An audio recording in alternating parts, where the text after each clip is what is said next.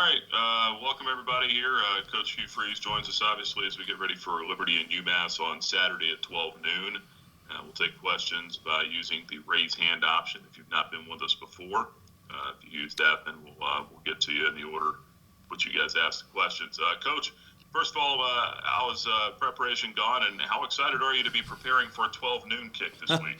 Listen, I'm overjoyed. I'm overjoyed with I thought we had a really good week of practice, particularly offensively. We need to get better on that side, and I think hopefully Saturday will show that we worked better this week. I think we did, and definitely overjoyed to be number one at home in front of our home crowd, and also to have an early kick. That'll be nice to get through in the middle of Saturday and have a little time maybe to get a little extra rest. That'll be 2 straight weeks at least here of an early kick. Coming down the home stretch, is that helpful with these last 4 games to kind of be settling into a rhythm that was so successful for you last year? Yeah, I think we're an early morning team. I think we probably have played better in the early morning games, but that you have to play whenever they're scheduled. So, but truthfully, that'll help us some with rest. Everyone in this building will be excited when we have the open week. 10 straight weeks is rough on these bodies and players for sure, and even coaches. But but we are glad that we get a couple of early kicks for sure. Let's go to John from A Sea of Red. Hey, Coach, I noticed Jonathan Bennett had his right hand taped up pretty heavily on Tuesday. What's his status this week? Man, unfortunately, we've had some the injuries this year have kind of been a rash of them. But man, he was involved, and we're lucky he was involved in a car accident on Sunday evening, and cut his hand all up, his throwing hand. So he's doubtful for the game unless the swelling goes down and the stitches really close up. He had a few stitches in a couple of fingers, so we're thankful that he's okay, and but is doubtful for this week. Just as a follow-up to that with your quarterbacks, how's Malik looking? He said yesterday he feels fine. And, with Salter and Hampton behind Bennett, who would be the next guy up? And do you feel comfortable having to put one of those guys in if you needed to? Malik looked great today, so I think he's fine. Am I comfortable putting other quarterbacks in? Not totally, probably at this point, but it's not because they're not talented enough. It's just because I don't feel like I've done an adequate job of preparing them. But we've tried hard this week, and both Nate and Caden have gotten some reps. So we'll both will be ready, obviously, to go in. Coach, along those lines with the injuries, with Javian Lofton having missed so much time, is there a thought of maybe trying to redshirt him or use him sparingly down the stretch if he's ready? I have to check and see, make sure he has one. I can't keep all that straight. If he has a red shirt, it certainly would be worth us, at least processing that in our mind to see what's best for him and the team. And what about Darrell Johnson? Is he any closer? Yes, he's closer. I don't know that he'll be ready for Saturday, but he's closer. Let's go to Nick Suss now from the Clarion Ledger. Hey, Hugh, I know you probably don't want to look too far ahead, but if you'll indulge me in a couple of questions about next week. Just first off, is it difficult to not look ahead, to not have that game circled, knowing your connections to Oxford? I'm pretty good at focusing on what's right in front of me. I have a lot of weaknesses, but one of them typically is not getting too far ahead of myself. I know that the college game, I've been in it long enough to know that you can get clipped in a hurry. And so you try to stay right with what's in front of you, and that's a home game to get to 7 wins against UMass. And so I really probably thought more about it back in the summer, but not so much right now. I will obviously as soon as this game's over. It'll be a lot of thinking about it for sure. when you say you were thinking about it in the summer, just kind of what was going through your head about the return? Not sure how I would feel about it. My initial reaction was, let's get out of that game. Why would we want to do that?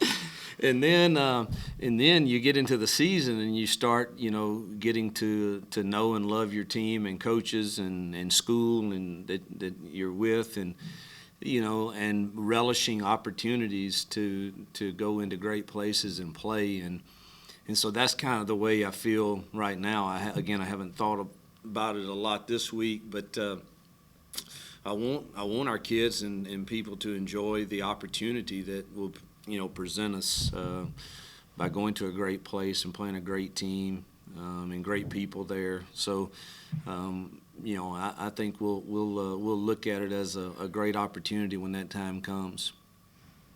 Have you given any thought to how you're going to be received, or is that just not something that concerns you? You know what? It's 5 or 6 years removed from that, and here's the deal, Nick.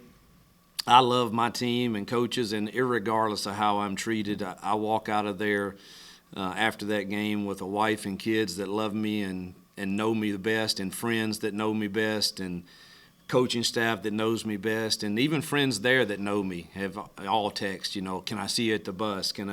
So the ones that choose to treat me any differently than I would hope to be treated, I can't really worry about that. I know that I'm a lucky man and very, very blessed to have what I have, and a great family and friends and staff and kids and university here. So if it's some of that, then so be it. But I know who wins at the end of the day.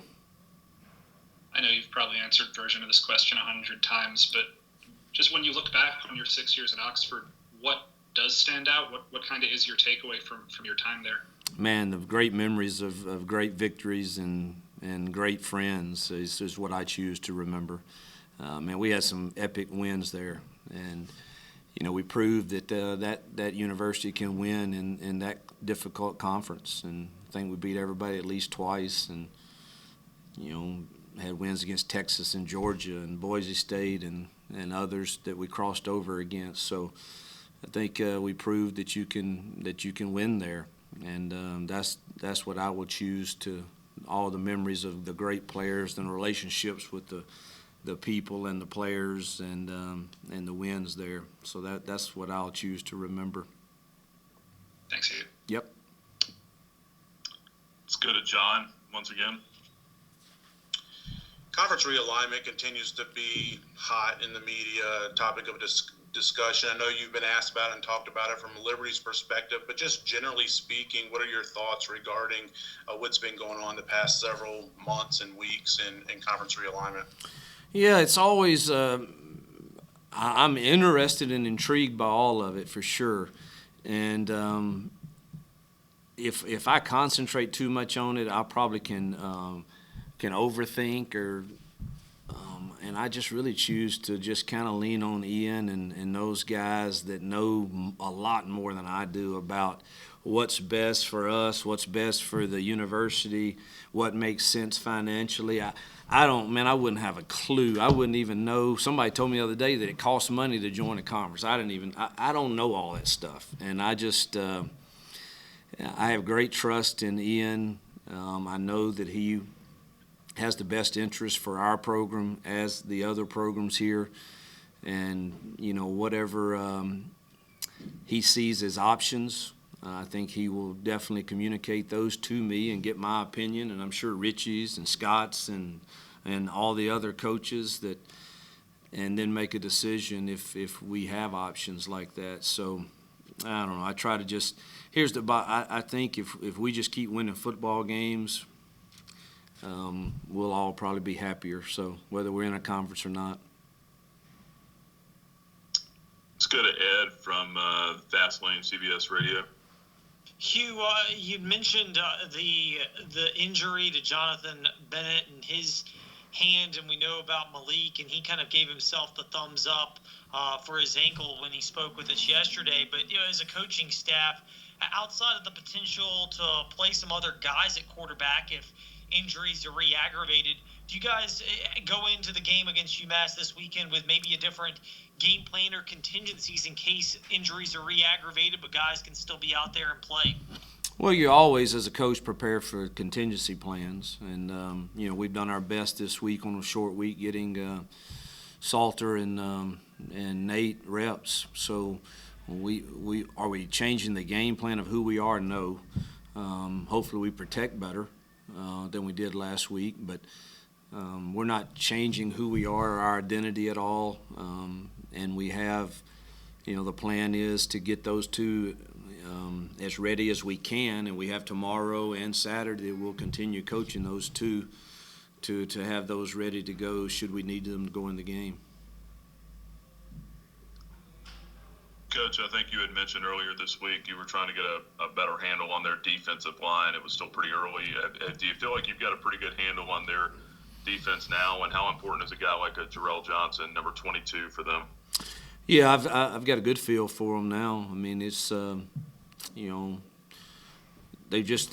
multiple, and they've had a different flavor each week. Whether they try to play an even front like they did against Florida State or an odd front like they have against many others, they have the capability of doing both, which is not uncommon. So I've got a pretty good feel for them, and think we have a good plan. But you got to go block them and execute. 22 is a good player. He's a really good player. We've got, but we've faced a lot of good players all year long, and so I like our plan, and hopefully we can execute. Are you hopeful to get the run game going a little more here this week? I know you had been asked about that earlier this week.